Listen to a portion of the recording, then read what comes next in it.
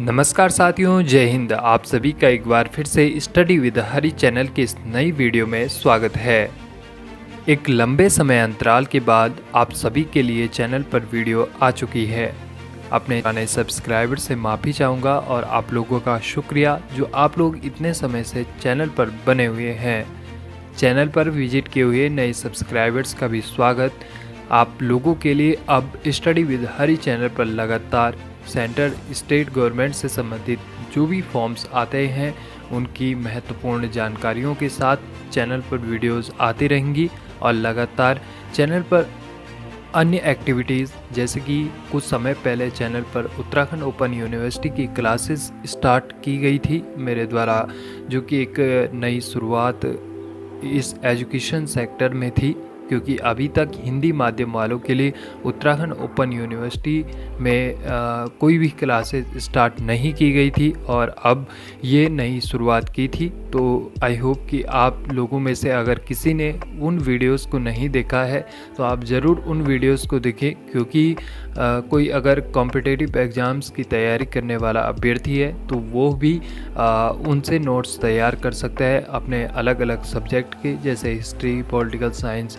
तो आप चैनल पर ज़रूर विजिट करें और उन क्लासेस जो भी वहाँ पर जो वीडियोस अब अवेलेबल अभी होंगी उनको ज़रूर देखें। और आपको क्या लगता है कि मुझे आगे शुरुआत करनी चाहिए या नहीं करनी चाहिए उनको पढ़ाने की, तो आप ज़रूर उन वीडियोस के नीचे कमेंट बॉक्स में अपना कमेंट ज़रूर करें। बाकी अभी बिना आपका समय बर्बाद किए हुए लगातार इस वीडियो में आगे बढ़ते हैं और आई होप कि आप इस वीडियो को अंतिम तक ज़रूर देखेंगे।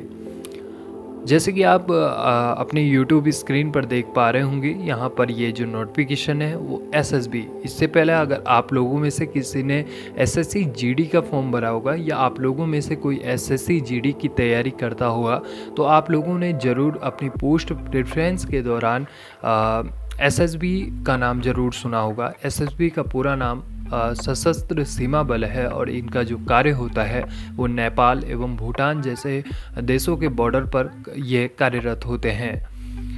यह एक देश का अर्धसैनिक बल है, ये भी आप लोगों को बताना चाहूँगा। जैसे BSF, ITBP, SSF हो गया, आपका CRPF हो गया, CISF हो गया, उसी तरीके से SSB भी एक अर्धसैनिक बल है।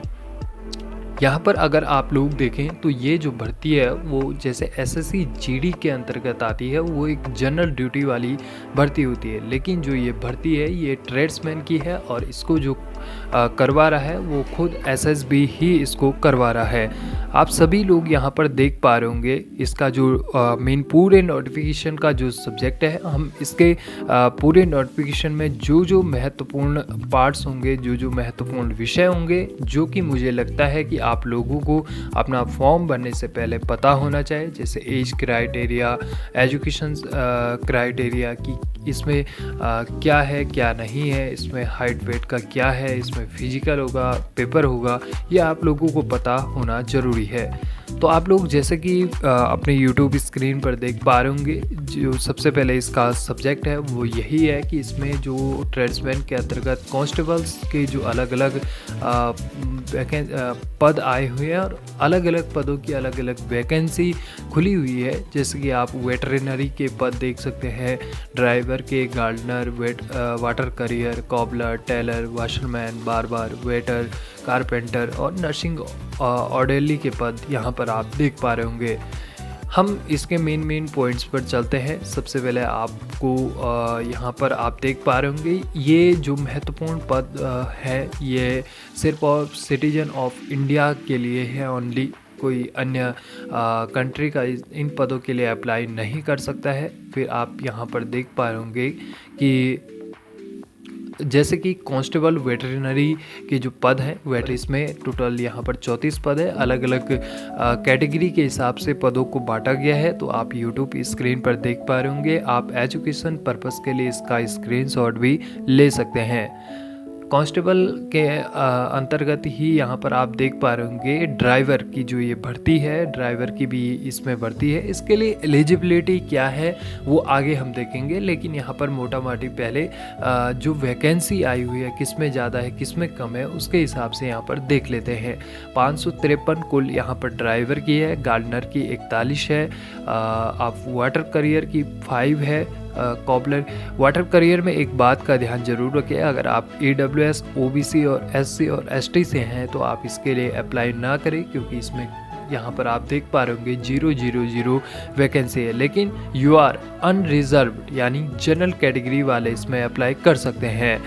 बाकी आप कॉबलर के पद यहाँ पर देख सकते हैं 25 पद है, टेलर के यहाँ पर 41 पद हैं, वाशरमैन के आपके 74 पद हैं, और यहाँ पर आप देख पा रहे होंगे बार्बर के भी यहाँ पर 43 पद हैं। आप वेटर के पद देख सकते हैं 3 हैं टोटल, कारपेंटर के 7 टोटल पद हैं, और नर्सिंग ऑर्डरली के यहाँ पर टोटल 1 वैकेंसी है जो कि यू आर अनरिजर्व्ड लोगों के लिए है, और टोटल 827 यहाँ पर पदों पर ये भर्ती आई हुई है। इसके लिए जो अप्लाई की मैं अगर बात करूं, यहाँ पर अगर हम कंटिन्यू इसको देखें तो अप्लाई की जो डेट है वो आपका शो नोटिफिकेशन में नहीं की गई है डायरेक्ट, लेकिन इसमें जो आप अप्लाई कर सकते हैं वो 20 अप्रैल 2026 तक अपना आवेदन कर सकते हैं, और यह जो आवेदन होंगे यह ऑनलाइन ही माध्यम से होंगे।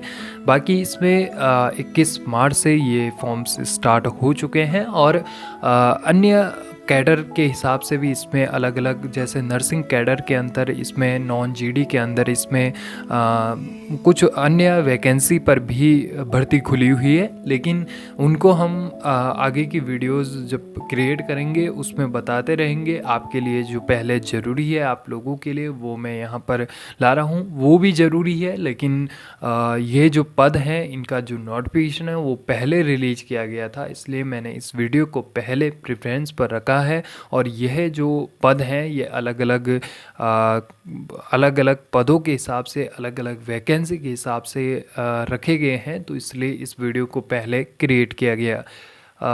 जब आगे अन्य पदों पर भी ज़रूर आगे वीडियोस बनाई जाएंगी। जैसे कि आप लोग यहाँ पर देख पा रहे होंगे कांस्टेबल के अंतर्गत जो मैंने अभी तक आप लोगों को यहाँ पर पोस्ट बताई हैं, तो उनकी जो सैलरी का लेवल होगा तो पे लेवल 3 के अंतर्गत 21,700 से 69,100 के बीच आपको सैलरी प्रदान की जाएगी, और अदर अलाउंसेस अलग आप लोगों को मिलेंगे। यहाँ पर आप लोग अगर देखें तो एलिजिबिलिटी कंडीशन में अगर हम जाएं तो यहाँ पर वेटरिनरी के जो पद हैं उनके लिए 18 से 27 उम्र सीमा की गई है। साथ ही आपका 10वीं पास होना चाहिए, और साइंस एजमिन आपका सब्जेक्ट तो होना ही चाहिए। साथ में 1 year experience in treatment of different species of animals, यानी अलग अलग प्रजातियों के, अलग अलग जातियों के एनिमल्स का आपका ट्रीटमेंट का 1 साल का एक्सपीरियंस मांगा गया है इन रिकॉग्नाइज्ड वेटरनरी हॉस्पिटल। इसमें जो एक्सपीरियंस है वो अब जो भी भर्तियां आती है तो उसमें जो एक्सपीरियंस लगता है वो पहले ही मांगा जाता है, तो इसलिए ऐसा ना करें कि आपके पास एक्सपीरियंस ना है फिर भी आप अप्लाई कर रहे हैं, इसके लिए आपको बाद में दिक्कत पड़ सकती है। तो इसके लिए पहले ही यहाँ पर जो शर्तें रखी गई हैं वो बताई गई हैं। कांस्टेबल ड्राइवर की अगर हम बात करें तो 18 से 27 तक उम्र सीमा रखी गई है, और साथ ही आपका 10वीं पास होना चाहिए, और आपके पास हैवी व्हीकल ड्राइविंग लाइसेंस होना चाहिए। यहाँ पर लर्निंग ड्राइविंग लाइसेंस यानी LMB लाइसेंस नहीं चलेगा, यहाँ पर HVDL चलेगा, तो इतना आप ज़रूर ध्यान रखें। कांस्टेबल के अंदर जैसे gardener, water carrier, cobbler, tailor, washerman, barber, waiter, इनके लिए 18 से 23 उम्र सीमा रखी गई है, और आपका मैट्रिकुलेशन यानी आपका 10th पास किसी भी रिकॉग्नाइज्ड बोर्ड से होना ज़रूरी है। साथ में आपका 2 ईयर का वर्क एक्सपीरियंस मांगा गया है किसी भी इन रिस्पेक्टिव ट्रेड्स में, जैसे गार्डनर में आपने 2 साल का आपके पास एक्सपीरियंस होना चाहिए। वाटर करियर, कॉबलर, टेलर का, वाशरमैन, बार्बर, वेटर, तो इनमें आप तभी अप्लाई कर सकेंगे। साथ में इसमें और भी क्राइटेरिया, जैसे आपके पास या तो इंडस्ट्रियल ट्रेनिंग इंस्टीट्यूट ITI के अंतर्गत, वोकेशनल इंस्टीट्यूट से आपके पास एटलीस्ट 1 ईयर या 2 ईयर का तो किसी रिस्पेक्टिव ट्रेड से आपके पास एक्सपीरियंस होना ज़रूरी है, या 2 ईयर का आपके पास डिप्लोमा होना ज़रूरी है। यहाँ पर अगर हम आगे बढ़ें तो कांस्टेबल, कारपेंटर की अगर हम बात करें तो 18 से 25 वर्ष तक की उम्र सीमा तय की गई है। साथ में आपका 10th पास होना ज़रूरी है और आपके पास 2 ईयर का एक्सपीरियंस किसी भी रिस्पेक्टिव ट्रेड यानी कारपेंटर के ही सेक्टर में आपके पास 2 ईयर का एक्सपीरियंस होना ज़रूरी है। जो कांस्टेबल नर्सिंग ऑर्डरली के यहाँ पर पद है, 18 से 27 वर्ष उम्र सीमा तय की गई है और 10th पास आपका होना किसी भी रिकॉग्नाइज्ड बोर्ड से ज़रूरी है। साथ में आपके पास first aid certificate course from ST Johns ambulance organisation या तो red cross society of India से आपके पास होना ज़रूरी है। तो इतना आप ज़रूर ध्यान रखें। बाकी इसमें working experience of duration of minimum 1 year as a nursing orderly in a minimum 50 bedded hospital, यानी कोई भी 50 बेडेड हॉस्पिटल के का जो भी इंस्टीट्यूट रिकॉग्नाइज्ड जो या सेंट्रल गवर्नमेंट ने किया हो, स्टेट गवर्नमेंट ने किया हो, वहाँ का आपके पास जो उस हॉस्पिटल का आपके पास नर्सिंग ऑर्डरली का एक्सपीरियंस ज़रूरी है 1 साल का। तो इतना आप ज़रूर ध्यान रखें। ये थी अलग अलग एलिजिबिलिटी क्राइटेरिया पर जो भी हमने यहाँ पर बात की, और उम्र सीमा हो जाए, इसकी एजुकेशन क्वालिफिकेशन हो, और एटलीस्ट सभी में 1 ईयर 2 ईयर का एक्सपीरियंस तो मांग ही रखा है उन्हीं के सेक्टर में। तो इतना आप ज़रूर ध्यान रखें कि जिनके पास एक्सपीरियंस है वही इसमें आवेदन के लिए योग्य हैं, बाकी अन्य नहीं।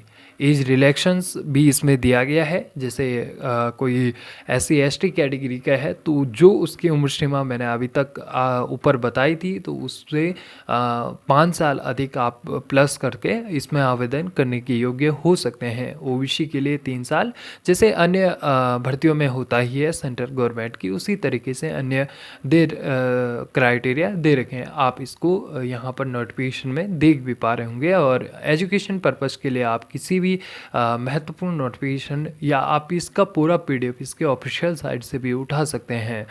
बाकी इसमें आप देख पा रहे होंगे अलग अलग कैसे आपको अप्लाई करना है, तो मैंने बता दिया है आपको, बस मैं आपको साइट बता देता हूँ। यहाँ पर आप देख पा रहे होंगे, यहाँ पर एक तो ये recruitment.ssb.gov.in की ये साइट है, या ssb.gov.in की यहाँ पर साइट है। आप इन साइट को जूम करके या इन साइट को अपने क्रोम स्क्रीन पर सर्च करके इसका फुल नोटिफिकेशन भी देख सकते हैं। और अप्लाई की मैं आपको बात करूंगा कि अगर आप इसमें अप्लाई कर रहे हैं और आपने इतना एक्सपीरियंस ले रखा है तो आप ज़रूर अपना आवेदन, या तो अगर आपको आवेदन करने के आपको लगता है कि हाँ आपको कॉन्फिडेंस है कि मैं अच्छे से अप्लाई कर सकता हूँ, तो आप खुद कर सकते हैं, वरना आप किसी आसपास के साइबर कैफे से ही आवेदन करना सुनिश्चित करें। बाकी इसमें अलग अलग आपके पास कोई ज़्यादा डॉक्यूमेंट्स नहीं मांगे जाएंगे। आपके पास आपका फ़ोटो, सिग्नेचर मांगा जाएगा, आपकी एजुकेशन क्वालिफिकेशन जो भी होगी 10th का वो मांगा जाएगा, आपका बर्थ प्रूफ में भी 10th का ही लग जाता है। और बाकी इसमें आपका जैसे एक्सपीरियंस का मैं बात कर रहा था, तो एक्सपीरियंस का सर्टिफिकेट भी आपका मांगा जाएगा। बाकी इसमें जो फ़ीस का जो क्राइटेरिया है वो नॉर्मली जो जनरल कैटेगरी के हैं उनके लिए 100 रुपये है, और बाकी इसमें लिखा भी होगा आगे, जो इसका नोटिफिकेशन है उसको आप ज़रूर पूरा रीड करें। और मोटा माटी जो भी इम्पोर्टेंट है आप लोगों के लिए, आप लोगों की एलिजिबिलिटी देखना, आप लोगों का एज क्राइटेरिया देखना, वो सभी मैंने आपको बता दिया है। और अब वीडियो के अंतिम में मैं आपको इसका जो फिजिकल एफिशिएंटली टेस्ट, यानी आपका PET या फिजिकल स्टैंडर्ड टेस्ट PST के अंतर जो क्राइटेरिया रखा गया है उसकी बात कर दूं, तो जो मेल हैं उनके लिए जो 4.8 किलोमीटर जो इसमें दिया गया है आप देख सकते हैं रेसिन, यानी आपका 4 किलोमीटर और 800 मीटर और आपने 24 मिनट में पूरा करना है। और फीमेल के लिए इसमें, यानी इसमें फीमेल भी आवेदन कर सकते हैं जिनके पास एक्सपीरियंस है, तो उनके लिए जो आपका इसको 2.5 किलोमीटर ही आप मान लीजिए, 2 किलोमीटर 400 मीटर, और इसमें आपको 18 मिनट में पूरा करना है। तो आपके पास बहुत समय है, आप इसमें आराम से इसको क्लियर कर सकते हैं। बाकी आप यहाँ पर हाइट का देख सकते हैं, वेट का देख सकते हैं, अपनी चेस्ट का देख सकते हैं, अलग अलग क्राइटेरिया आप स्क्रीन पर देख पा रहे होंगे।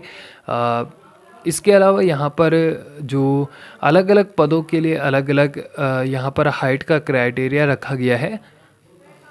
अगर आप लोगों को इसके बारे में, इसके नोटिफिकेशन से भी कुछ ज़्यादा समझ में नहीं आ रहा है, तो आप सभी यहाँ पर वीडियो के नीचे मेरी इंस्टाग्राम आईडी है, तो वहाँ पर जाकर मुझे फॉलो करके और मुझे मैसेज भी डाल सकते हैं, और वहाँ पर जितना हो सके मैं आप सभी की हेल्प करने के लिए तैयार रहूँगा।